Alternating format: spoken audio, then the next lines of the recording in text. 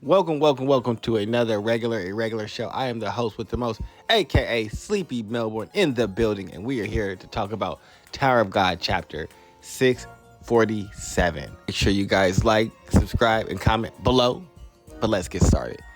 We start off with everybody being surprised by Bam's new transformation. Hair all long and out, no longer in the ponytail at all. He is ready for action. But we have Enkidu that he'll be able to take advantage of this situation. And he gets to running at Bam while everybody is distracted. However, this was not a good decision because this is no longer Bam and you are no longer a match. He immediately gets hit with an attack where he feels like the Senshu is swirling all over his body, and then Zero style, Senshu control technique, shockwave. It obliterates Enkidu.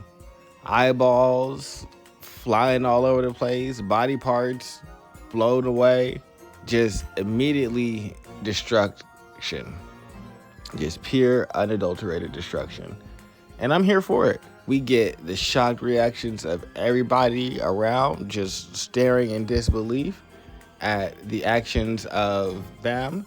And then we get a orange yellowish light, which is above everybody to their surprise. And they're like, what's going on? And then we see the two great family heads, Traumerei and Gustang, still having their confrontation with Urek Mazino. Yes, Big Urek is here. They're still trying to basically convince him that he should leave the fight, which is the funniest thing to me. Like, normally they would just be like, oh, we're going to destroy whoever decides to interfere. But here, they're doing a lot of talking and a lot less swatting of insignificant beings. So clearly, for me, this shows that he is not someone that they can just disregard or trifle with in any way that they'd like to. Bam sees the group and it's like, oh, such familiar faces. Speaking of Traumerei and Gustang, I'm assuming. I don't believe that he's ever met Urek. But we get to see Urek, Darkness, Traumerei, and Gustang all having their conversation. And basically, Urek saying, y'all need to have a nice civilized match so that way a fisherman doesn't catch the fish out of water. Traumerei says that he needs to stay out of this. Urek is like, actually, I decide who stays in and doesn't stay in this, not you, and uses a well-timed punch to shatter the disconnection that Traumerei has been using to sever all of Gustang's attacks, and it is overwhelming. Gustang is looking off from the side, thinking of how amazing it is to see this man in action, but how ironic it is that the guy entered the tower and got trapped here, and how he doesn't really want to be here.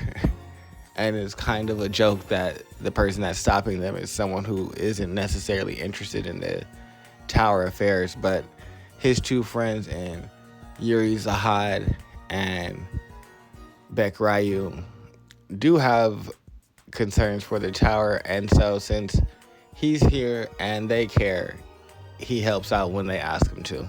But just as Urek said, a fisherman could catch the fish out of water, and that is exactly what happens with Bam popping up behind Traumerei and hitting him with what looks like another Zero style shockwave. It clearly does severe damage to Traumerei. I'm not sure if he's dead, but I do know that he got off the first attack cleanly. And with that, he says, long time no see, guys. While I do know that he'll probably be able to hang around for a little bit, battle it out, and we'll see a little bit of engagement between Traumerei, Gustang, V, the Darkness, who I think is going to immediately be on V's side because that's who he used to follow. So just seeing that it might be a 2v2v1 in the new situation in the next chapters. I'm excited to see what's going to happen. I don't think that V is going to stick around for long. I think that this is going to be a problem that Bam is going to have to solve. I don't think that we're going to now follow V and the adventures of him. It just doesn't make a lot of sense. He's too overpowered for the way that the story's been written.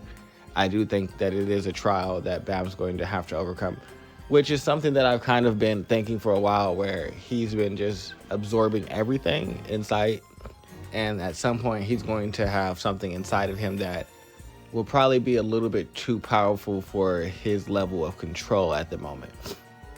He's a container that can hold anything, but I don't think that necessarily means he can control anything. Kind of like where Leviathan had to lend him his power. I think that this is like a notch above that, where this power awakened and now he has to reform and establish his own personality and subjugate that power. But hopefully you guys like the chapter review. This is Sleepy Melbourne. Make sure you guys like, subscribe, comment below. I'm out of here.